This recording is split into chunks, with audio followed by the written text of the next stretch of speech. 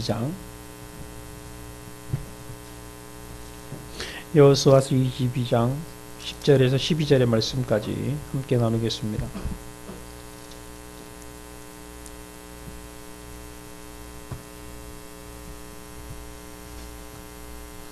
여호수아서 22장 10절에서 12절의 말씀 함께 있습니다.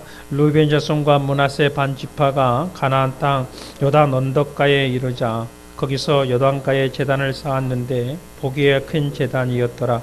이스라엘 자손이 들은즉 이르기를 르우벤 자손과 갓 자손과 므낫세 반 지파가 가나안 땅의 맨 앞쪽 요단 언덕가 이스라엘 자손에게 속한 쪽에 제단을 쌓았다 하는지라. 이스라엘 자손이 이를 듣자 곧 이스라엘 자손의 온 회중이 실로에 모여서 그들과 싸우러 가려 하니라. 아멘. 지난주 드렸던 말씀과 계속해서 연관되어 있기 때문에 우리가 잘 이해가 되어야 합니다.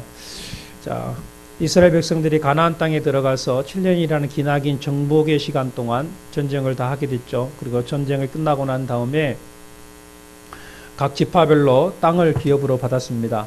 그리고 그 기업을 다 끝나고 난 다음 그 마지막까지 의리를 지킨 르우벤 갓 므낫세 반 지파 사람들에게 이제 너희가 있는 가정에 있는 곳으로 돌아가라라고 이야기를 했죠. 그럼 르우벤 갓 므낫세 반 지파는 자신들이 있는 곳이 어디냐 하면 바로 요단 동편입니다. 모압과 암몬이 있었던 그 지역을 모세와 함께 정복을 하고 난 다음에 그 땅이 너무나 좋아서 우리는 가나안 땅에 들어가지 않고 가나안 땅에서 기업을 받지 않고 이 땅이 우리의 기업이 되었으면 좋겠습니다라고 모세에게 요청을 하죠. 그래서 모세는 그래 그렇게 하라라고 이야기를 합니다. 그러면서 단 조건이 있다. 너희들이 이곳에서 멈춰버리면 다른 나머지 9 이상 되는 지파 형제들이 상처를 받고 큰 힘이 빠지게 되니까 너희들은 이 땅을 너희가 기업으로 받지만 너희 남자들은 다른 형제들과 함께 요단강을 건너서 가나안 땅을 정복을 해야 한다. 그리고 다른 형제들이 다 땅의 기업을 받은 다음에 다시 돌아가야 한다라는 그러한 약속만 지킨다면 허락하겠다는 거죠.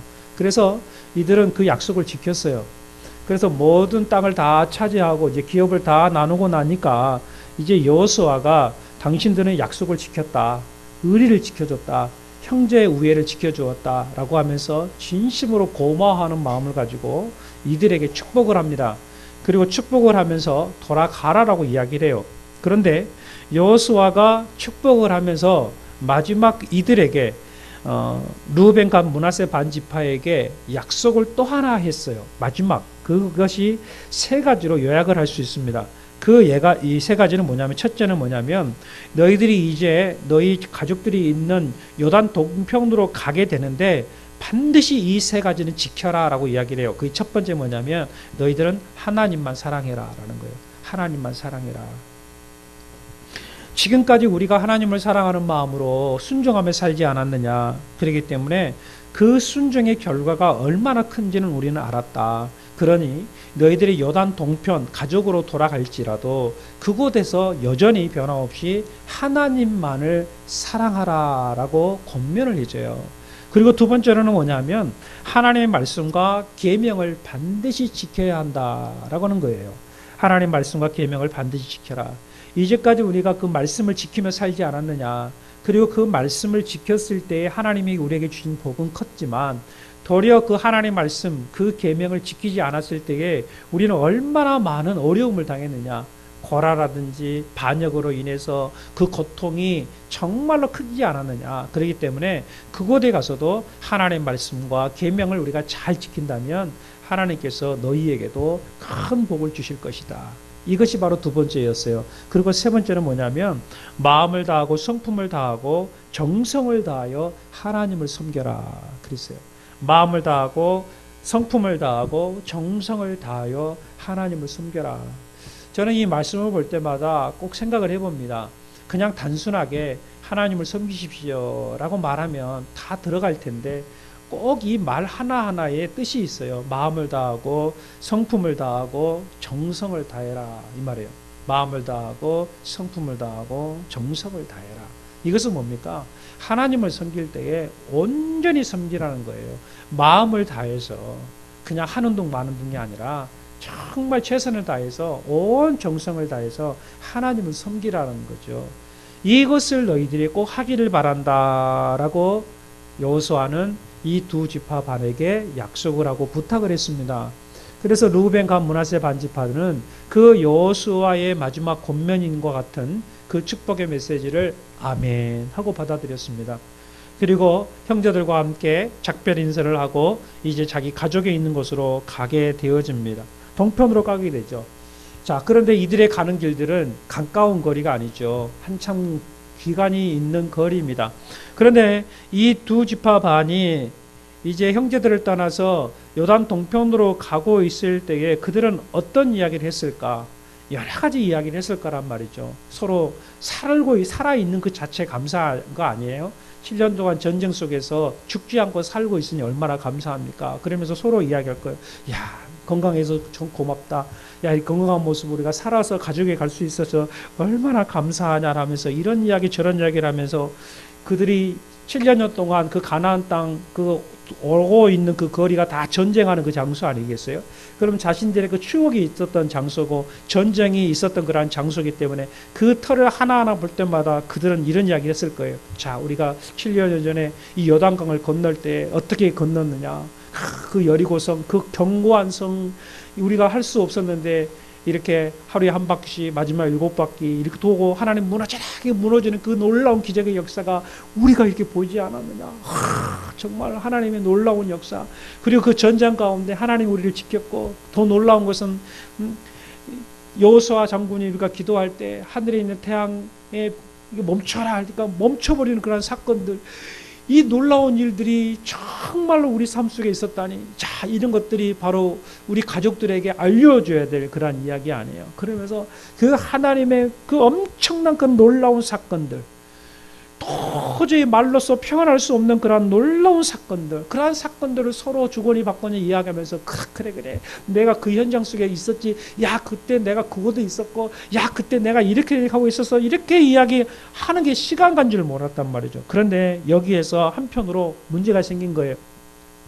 우리는 이렇게 현장 속에서 전쟁을 했는데 돌아가면 내 자녀들이나 내 가족들은 이거에 대해서 전혀 알지를 못한다.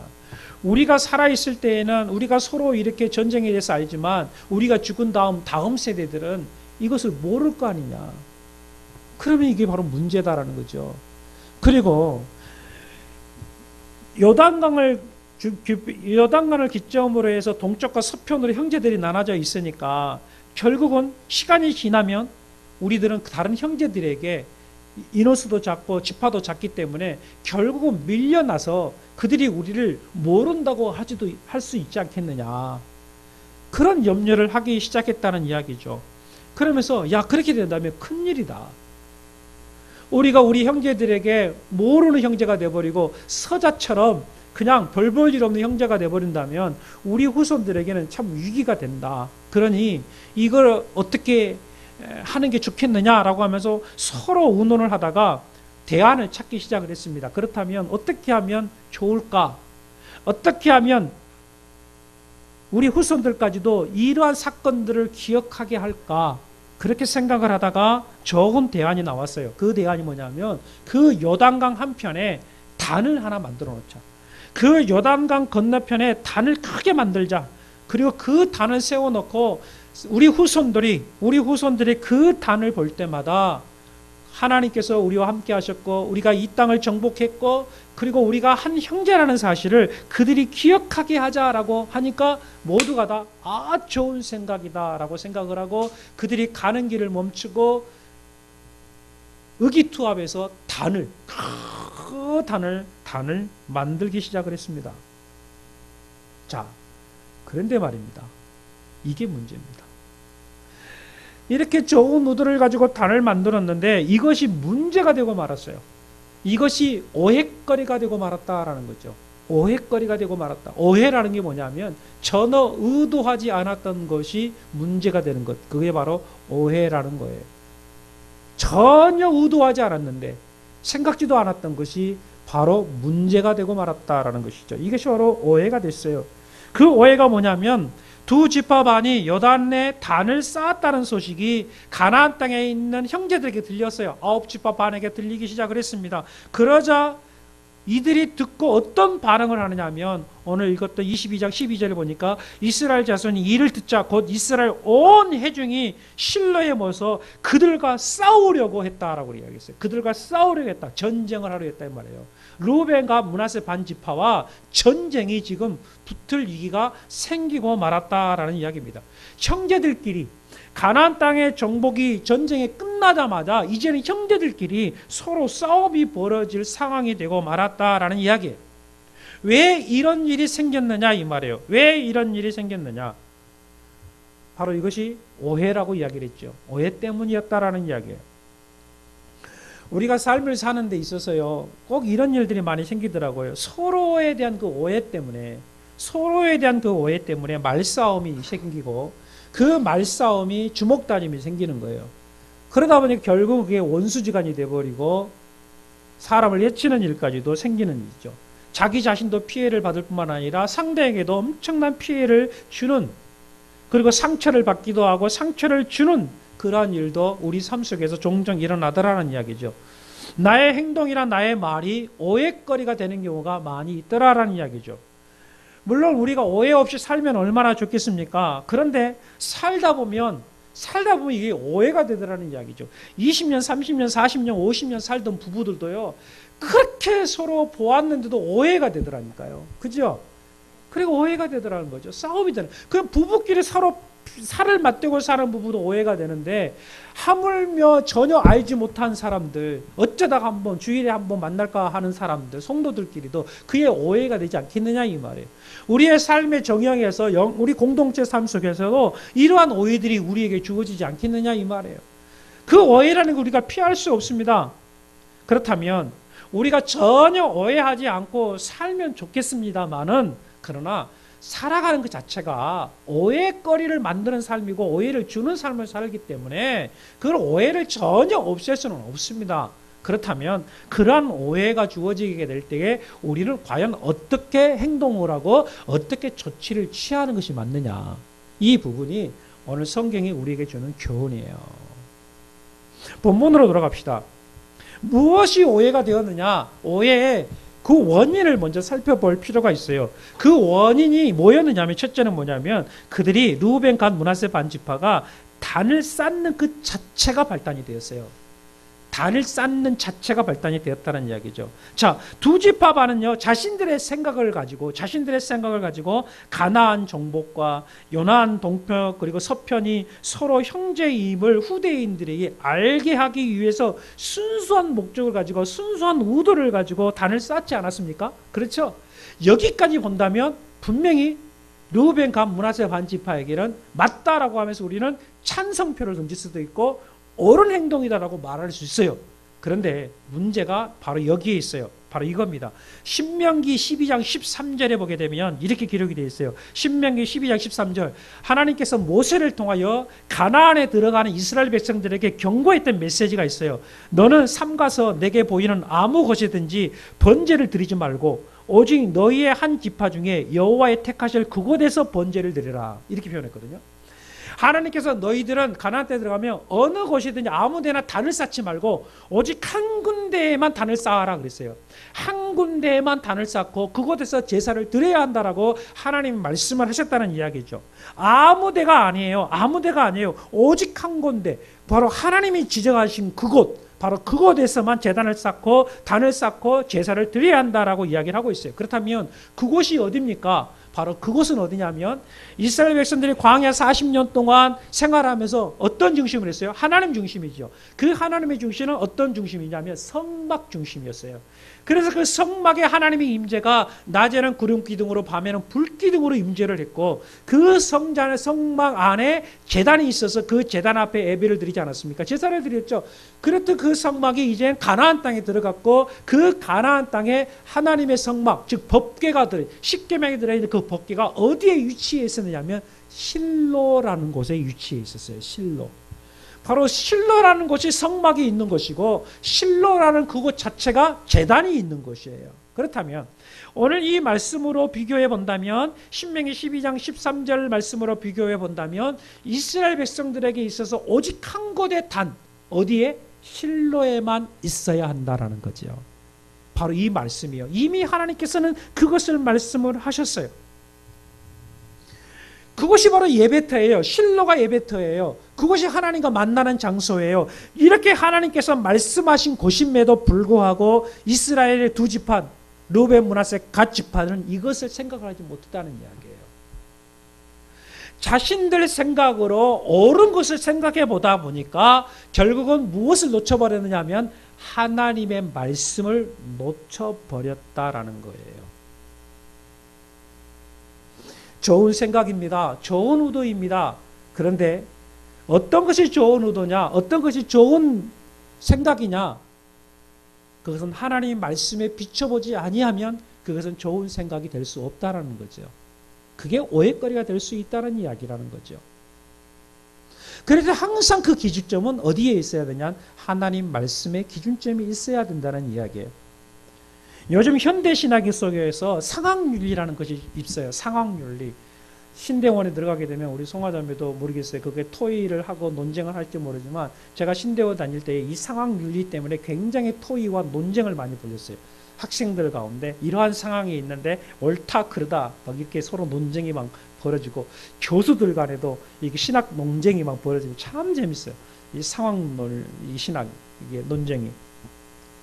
그런데 이런 경우가 있습니다. 여러분 생각해 보십시오. 한 예로 예수님을 믿는 사람입니다. 구원의 확신도 있습니다. 그런데 이 사람은 구원의 확신도 있는데 여러 사람들이 모여서 예배하는 교회를 가기를 싫어해요. 교회에서 예배 드리기를 싫어합니다. 그래서 집에서 가족끼리 인터넷으로 예배를 드려요.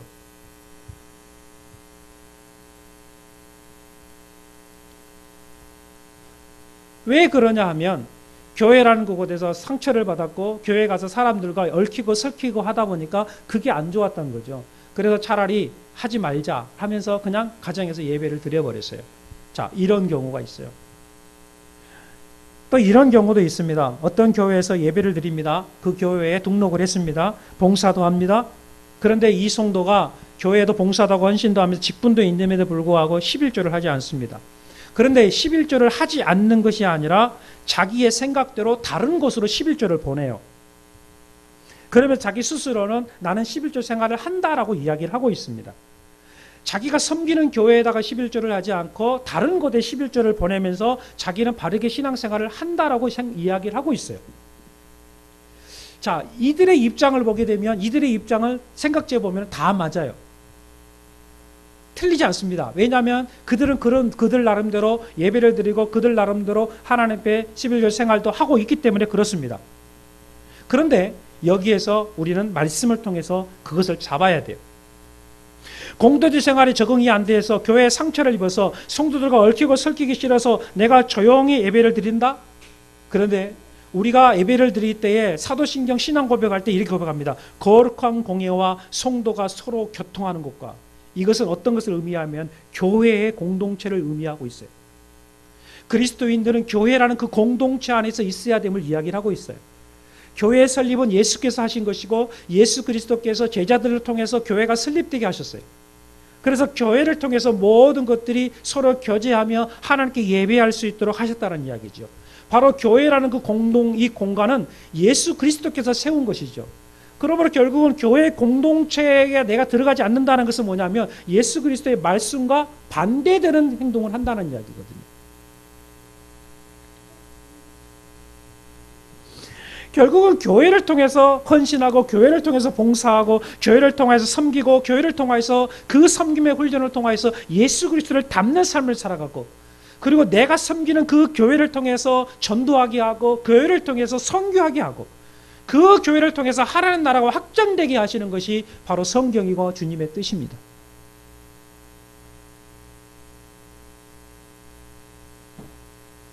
십의 1조 드리는 것도 마찬가지입니다. 내가 섬기는 교회에 드리지 않고 다른 교회에 드린다라는 그 원리는 이거라고 저는 생각을 해요. 이것이 옳다 그르다라고 분명히 이야기를 할 수 있으나 물론 이게 서로 상황이 달라요. 예를 들어서 기존 교회가 수천 명이 되는 그 교회에서 재정적인 이렇게 된다 하지만 그러나 가급적이면 저는 제가 만약에 지금 우리 교회 성도라고 한다면 제가 앞으로 목회를 크게 한다 할지라도 예를 들어서 어떤 성도가 이것을 하기를 원한다면 저는 이렇게 말하고 싶어요. 첫 번째 저는 상담을 합니다. 그리고 상담한 다음에 바르게 가르쳐야 되죠. 어떤 게냐면 본 교회에 하십시오.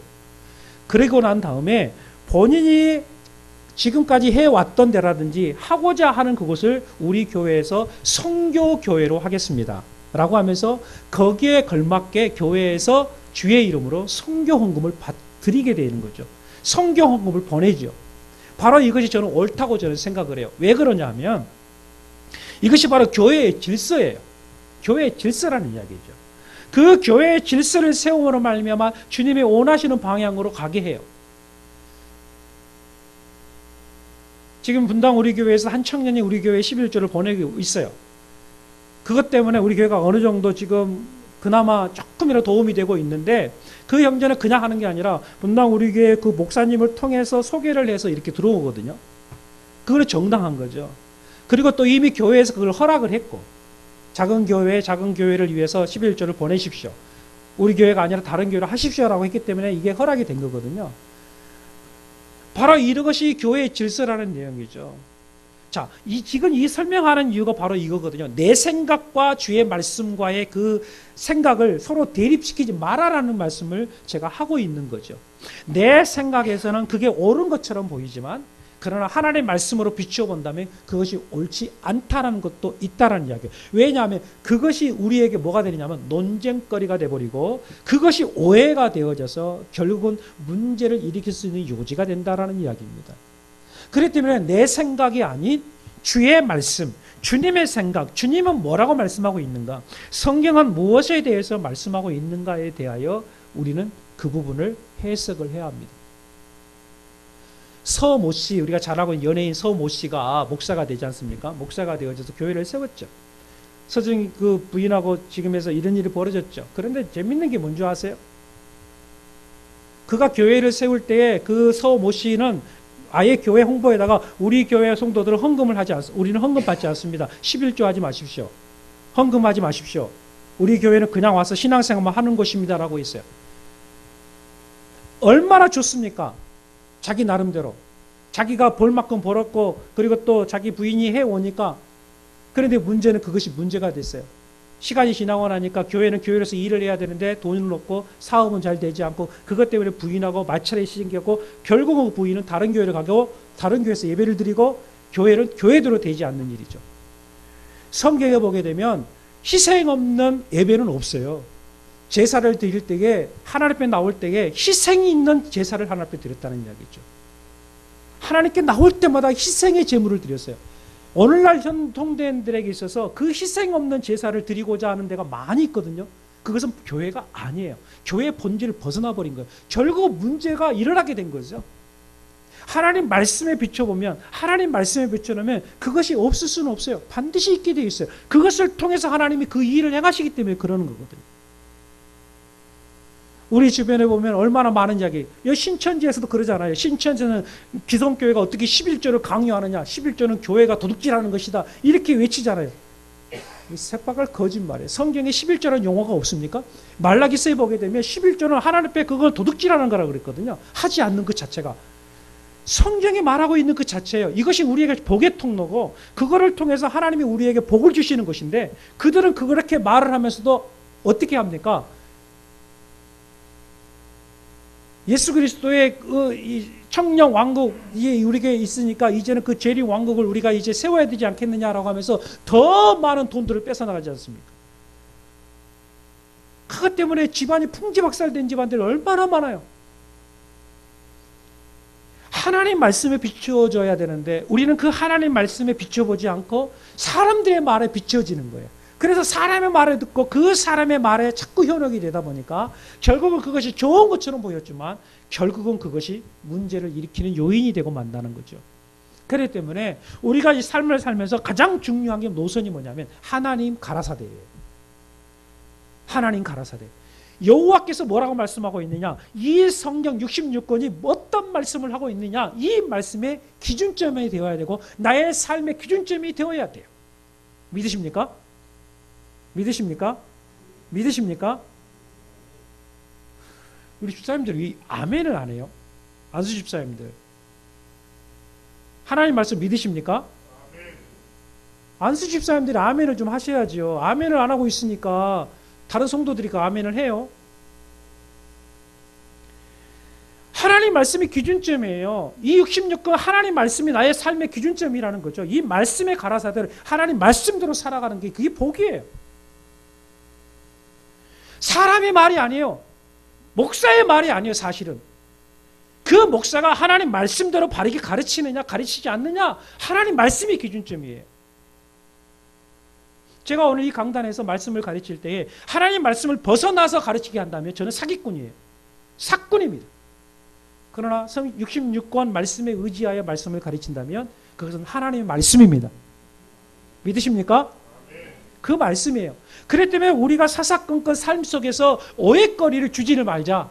그럼 오해거리를 주지 않기 위해서는 말씀의 중심이 된다는 거죠. 말씀의 중심. 그래서 말씀에 기초줘야 돼요. 그래서 어떤 일을 하고자 할 때에 하나님 앞에 무릎 꿇고 기도하면서 성경을 보는 거예요. 그것도 깨닫지 못하고 잘 알지 못하면 목사님 만나서 상담을 해야 돼요. 어떤 일을 하고자 할 때, 어떤 사업을 하고자 할 때, 뭔가 하고자 할 때 목사님 제가 이러이러한 것 때문에 기도를 하는데 잘 안 됩니다. 이게 하나님의 뜻인지 하나님의 방법인지 이게 잘 알지를 못하겠는데 목사님 같이 한번 기도해 주십시오. 그러면 그래도 여러분보다 더 하나님 말씀을 알고 있다고 한다면 그래도 목사님이 조금이라도 조언해 주지 않겠냐 이 말이죠. 함께 기도하면서. 그러면 바르게 가야지요, 길을. 곁길로 갔다가 결국은 오해가 되어지고 상처받고 잘못돼가지고 돌아오는 게 아니라 시작부터 바르게 해서, 시작부터 바르게 세워서, 말씀으로 바로 세워서 바르게 가서 바르게 복을 받아야죠. 다 일 저질러 놓고 난 다음에 목사님한테 보고 목사님 이렇게 됐어. 도대체 이게 뭐라는 거야. 누구 들으라고 한 소리는 아니고 다 일 저질러 놓고 와가지고 이거 해결해 달라고. 내가 무슨 뭐 해결사요, 맥가이버도 아니고.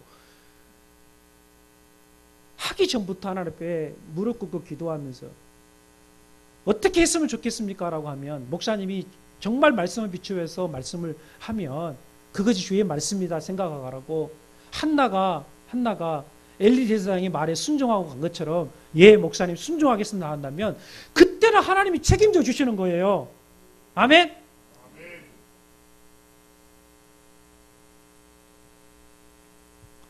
두 번째로는 우리가 살면서 이렇게 서로 간의 그 관계 속에서 오해가 되는 환경 속에 있잖아요.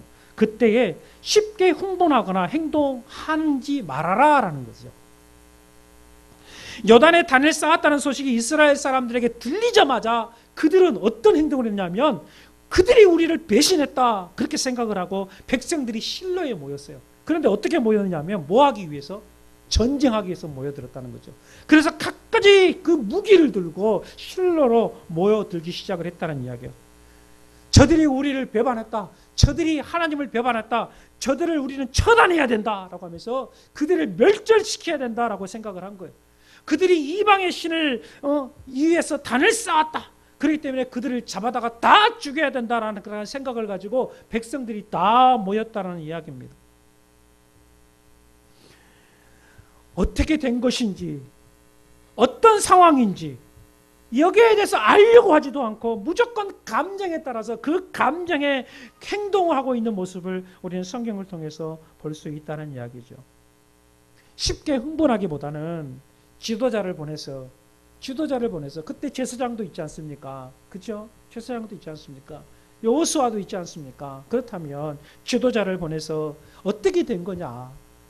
내가 생각하기에는 너희들이 그럴 사람이 아닌데 왜 이런 일들이 있었느냐라고 조금 알아볼 수 있었으면 여유가 있었으면 좋았을 터인데 그것도 하지 않은 채 그저 나오는 대로 그냥 흥분해가지고 형제들끼리 싸움까지 하려고 하는 모습을 우리는 종종 발견한다는 이야기죠. 그런데 이것들이 사실 우리 삶 속에 나타나고 있어요. 묻지마 살인사건 요즘 얼마나 맙니까? 묻지마 살인사건. 자기 화난다고 그런 일들이 일어났잖아요. 수년 전에 공중전화 앞에서 사람이 기다리고 있는데 도대체 앞에 있는 사람이 전화를 끊을 생각을 안 하지 않으니까 화가 나서 뒤에 돌로 쳐 죽여버렸죠. 죽이고 난 다음에 왜 죽였냐 했더니 아니 전화를 끊어야 되는데 그 뒤로부터 나 전화 오랫동안 안 합니다. 바로 이러한 일들이 일어났어요. 최근에 엊그저께 일어났죠. 보험회사 직원과 서로 말다툼이 일어났어요. 이거 저 보험 이제 할 거냐 말 거냐. 결국은 말을 했는데 억양이 높여주고 말이 높여주고 말 안 들으니까 그냥 휘발유를 사가지고 휘발유 뿌려가지고 불 붙여버렸잖아. 그리고 보험사 직원 죽었잖아요. 너무 화가 나가지고 그랬다고. 우리 주변에 감정적인 일이 얼마나 많은지 몰라요. 최근에도 그랬죠. 경찰관이 어떤 위반을 했다고 이렇게 했는데 이 사람이 내가 뭘 잘못했냐고 하면서 화가 나가지고 그 차를 몰고 파출소에 그냥 들이박아버렸잖아요. 그 사건도 일어났었어요.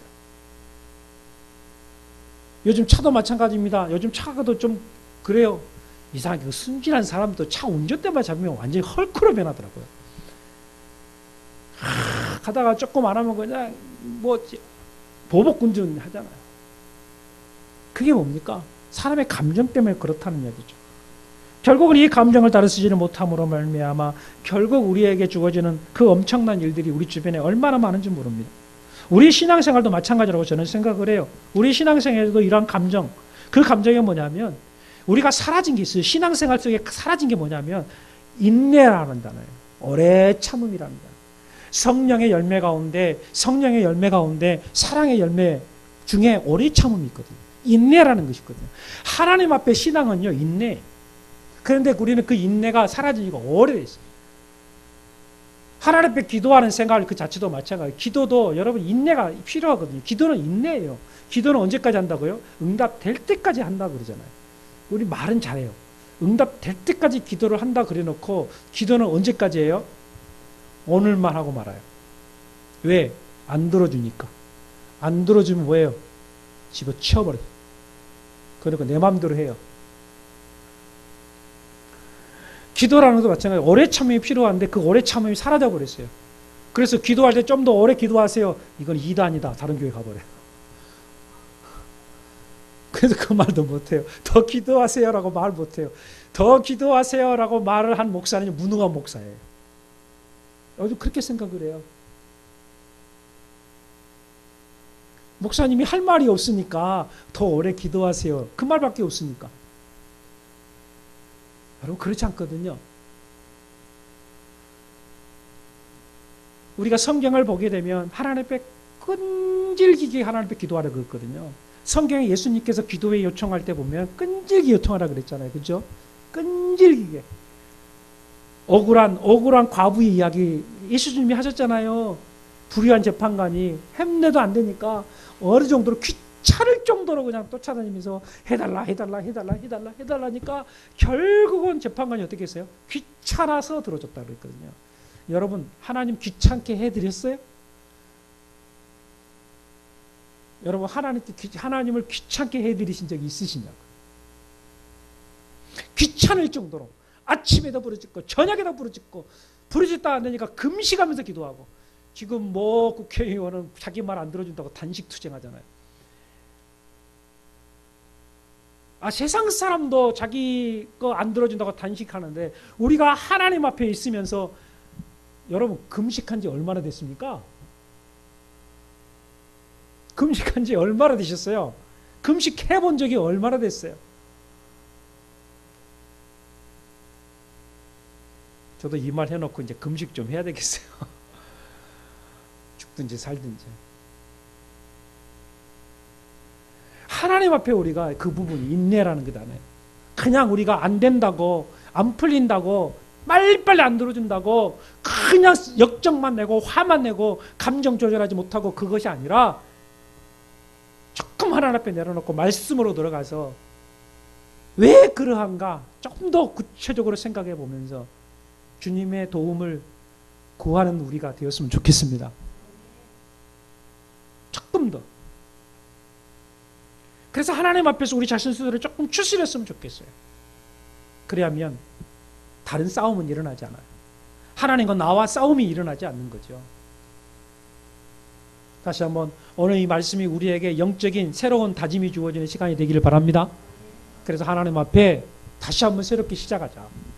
그래, 왜 이러한 일들이 되었는가에 대하여 다시 한번 깊이 고민해 보면서, 말씀으로 고민해 보면서, 그리고 하나님 앞에 기도의 자리로 들어가서 새벽 기도 안 되면 저녁 기도 안 되면 금식 기도 안 되면 그때는 이제 뭐 어떻게 범자리 싸들고 기도로 들어가든지 아니면 뭐 단식 투쟁을 하든지 하나님 앞에 해야죠. 그러나 우리 좋으신 하나님께서 분명히 더 좋은 것으로 채워주실 줄로 믿습니다. 저와 여러분이 하나님의 큰 복을 받아 누리기를 바랍니다. 기도합시다. 거룩하신 하나님 아버지, 사소한 오해거리, 왜 그 오해거리가 생겼는지 우리가 다시 한번 말씀으로 돌아가기를 원합니다. 말씀의 자리로 들어가서 말씀으로 우리 자신을 바라보고 하나님과 우리의 관계 속에서 정말로 오해거리가 되지 않고 또 인내함으로 기도함으로 주의 거룩한 뜻을 이루어 나갈 수 있는 하나님의 사람들이 되게 하옵소서. 하나님, 우리 공동체 가운데서도 이 말씀의 교리를 잘 깨달아서 늘 하나님 앞에 기도하여 그 기도의 응답을 받고 하나님의 큰 복을 누리며 살아가는 귀한 하나님의 사람들이 되기를 원합니다. 우리 열방의 모든 성도들에게 은혜가 있게 하옵소서. 예수 그리스도 이름으로 간절히 기도합니다. 아멘. 다 일어납시다.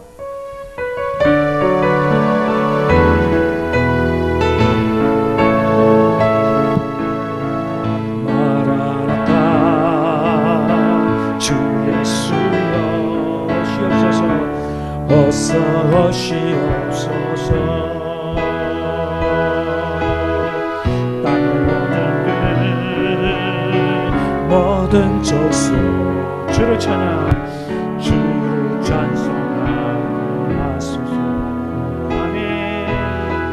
마라나타. 주 예수여, 주 예수여, 어서 오시옵소서.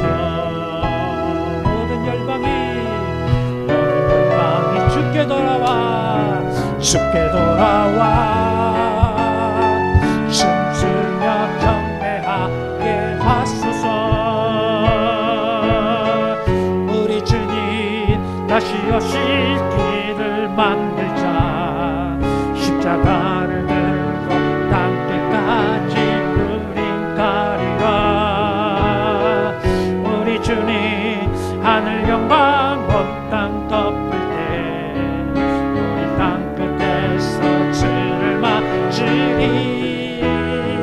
마라나타 마라나타. 아멘. 주 예수여 오시옵소서. 아멘.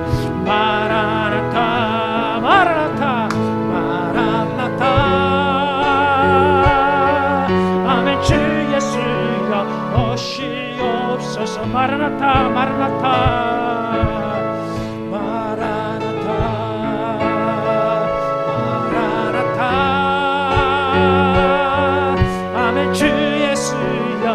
오시옵소서. 마라나타 마라나타 마라나타. 아멘. 주 예수여